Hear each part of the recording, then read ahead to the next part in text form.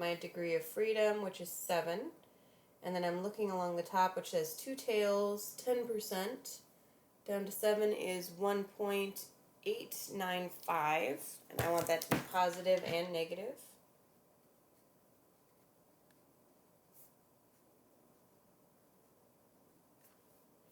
Alright, now for the gross part. For the formula. So, if you're referencing, you need to go back to this equation right here on the previous page. So I need to start with x bar 1 minus x bar 2, which is 473 minus, oh, that's fun. I didn't realize that I didn't write those out with 2's. Sorry about that. 473 minus 459 minus mu1 minus mu2. Bet you guys were thinking, when's she going to notice that? Eventually is the answer. Remember, mu1 minus mu2 is always 0 because it's kind of like we're assuming that they are equal, innocent until proven guilty. But the x bar 1 minus x bar 2 is definitely not 0.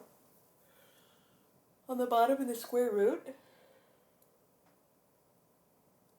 we have to take the first standard deviation, which is 39.7, square it, and divide by its sample size, which is 8, not the degree of freedom, which would be 7, plus the other standard deviation squared divided by, this time, 18. So if you put that all in your calculator, make sure that you put parentheses around everything under the square root, and you end up with a z-score of 0.92, which hits like right here, which means I'm going to accept the null because it fell in the null, and then I'm going to write I reject the claim that there is a difference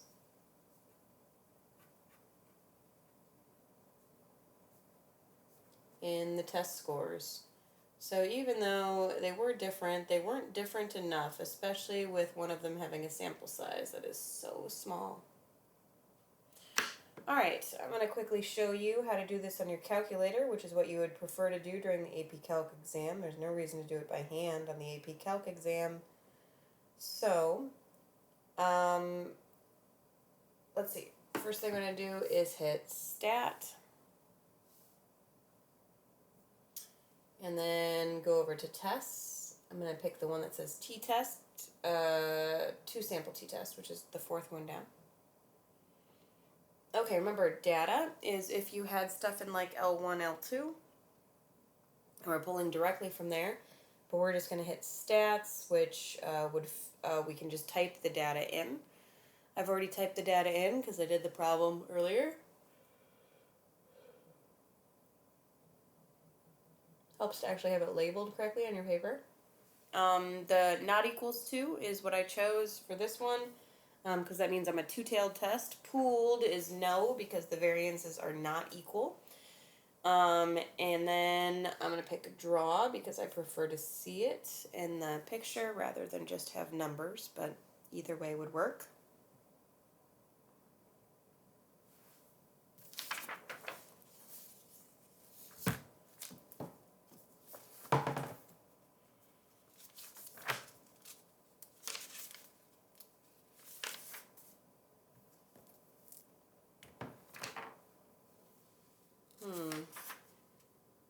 Gotta figure out exactly which ones you guys are doing.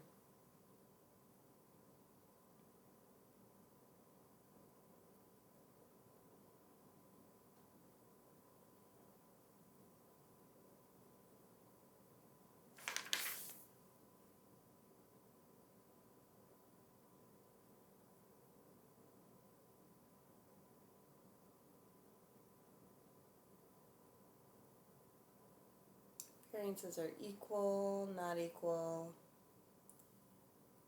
Yeah, I think we'll do 3 problems today, that's enough. Okay, so here you can see that the t-score is 0.92, which matches what we got right there. And then you can make your conclusion based on that. So basically what this does is it saves you the time of having to do all of this mess, which isn't too long, but when it is pooled, which is Monday's assignment, it is actually pretty long. So your homework for this is page 432, numbers 13,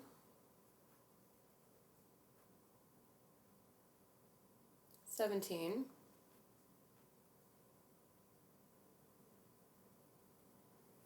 that's assuming that they're equal, and let's do 20 to give you an example of one where you could use data as your results. So page 432, numbers 13, 17, and 20. 3 problems, not too bad at all. I hope you have a good weekend, and I will talk to a few of you in just a couple hours. That'll be fun. Have a good day, guys. Bye.